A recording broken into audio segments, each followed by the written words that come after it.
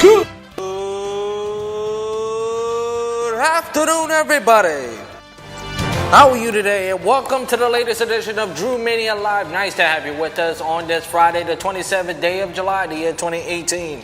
And of course, this is yours truly, Andrew L. Perry.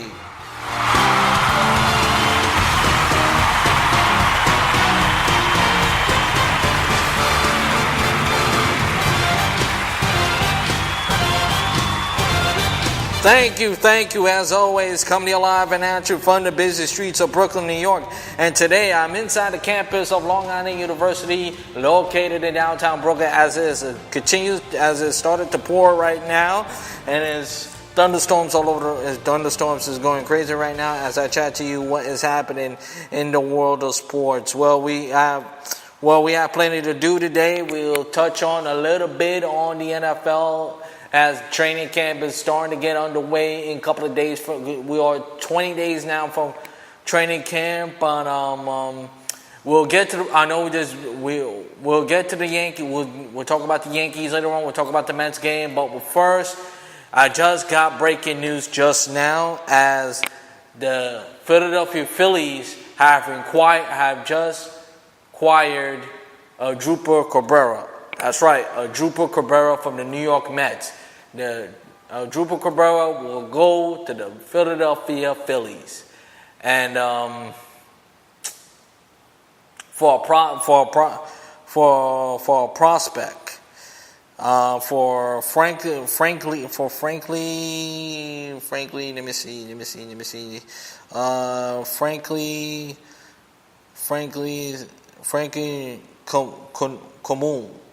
Franklin Comun. So the breaking news just now is the Philadelphia Phillies have required Drupal Cabrera.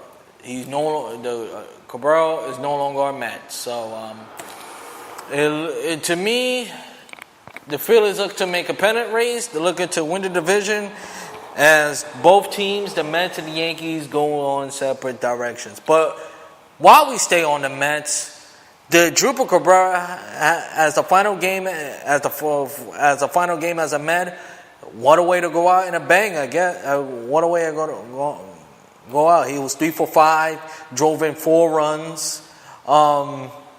He had a tremendous game, and Drupal Cabrera for the Mets has been their best player. Come out with big hits. Very solid player. Good hands.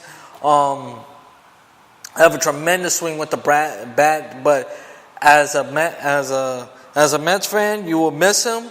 But at the same time, there's nothing much you can do. The team is not going anywhere. So we wish him a lot of luck, but you wish he would have gone to not playing your own division. Now he's going to, play for the Philadelphia Phillies and he will help the Phillies probably win the division, and see how far it goes. Now, I'm gonna stay with the Mets and the Pirates game.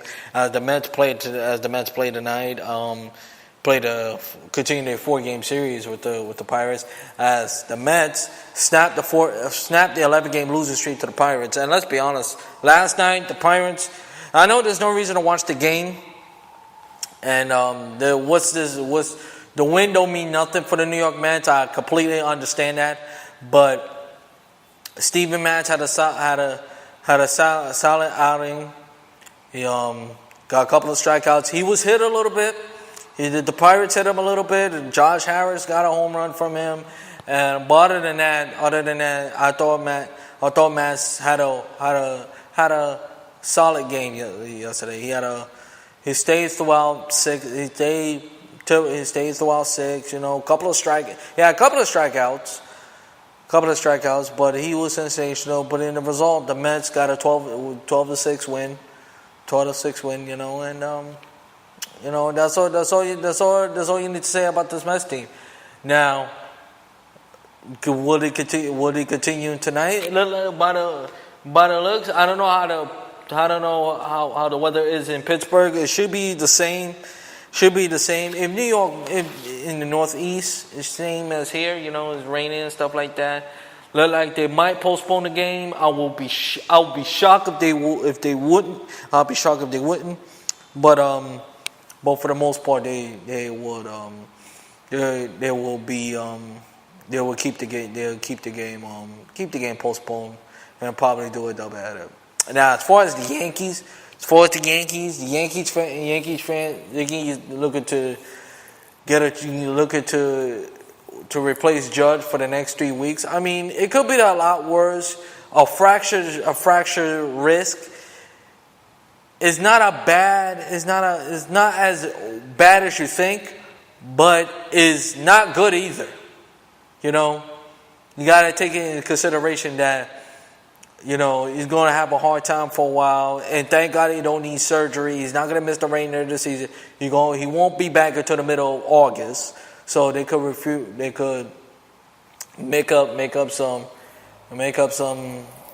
grounds and stuff like that, and they could continue to start doing that as the Yankees gain grounds as the Red Sox lost to the Twins yesterday, and with a 2-1 victory.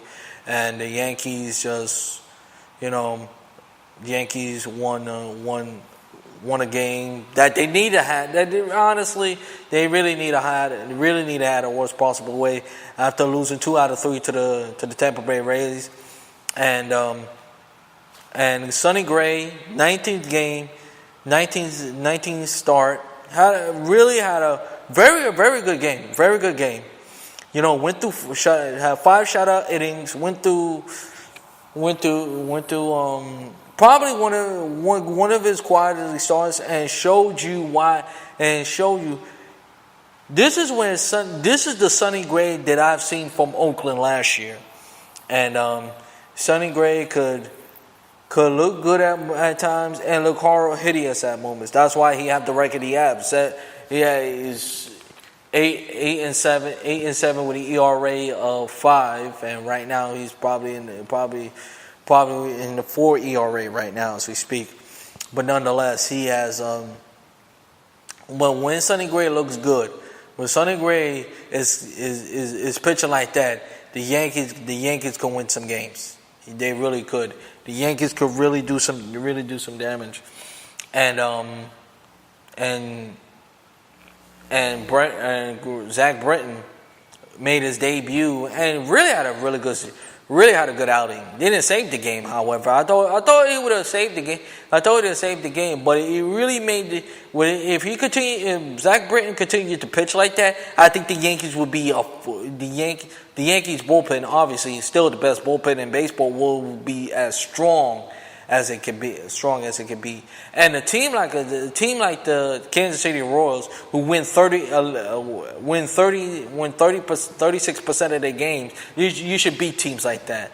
And the final play to end the game ended in a throwout game. I don't know what the hell Gordon was thinking. I don't know what the hell happened. And if you think Gary Sanchez lack of hustle is bad, I think you could make a case for Gordon. It was for Alex Gordon. That was hideous. On a fight and a team they wasn't going to win. I'm not saying they wasn't going to win the game anyway, but you cannot get thrown out. You cannot get thrown out. You cannot be thrown out, especially if you come from second base. Running from second base all the way to home, you should at least score a run. You cannot be thrown out. I don't care how strong your arm is. And to have that happen, if you're the Kansas City Royals, this is why the Kansas City Royals are not. This is why they lose 30. This is why they win 36% of the games. Losing teams find ways to lose, and winning teams find ways to win, and that's all you have to say.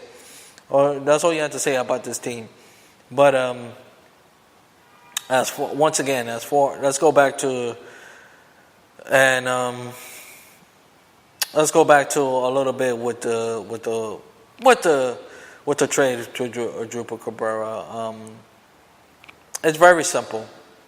The Phillies, the Mets, they wanted to get rid. Let's be honest. I think the Mets wanted to get rid of him anyway. I mean, it's for a short-term contract. They would have loved to keep a Bye Cabrera, but you know what? They're gonna have to give up they're gonna have to, give up a lot. To me, this is worse than a salary dump. This is worse than what they did with Bruce last year. Give up a lot of prospects and so forth and stuff like that. But once again, this is a salary dump. This is like Bruce.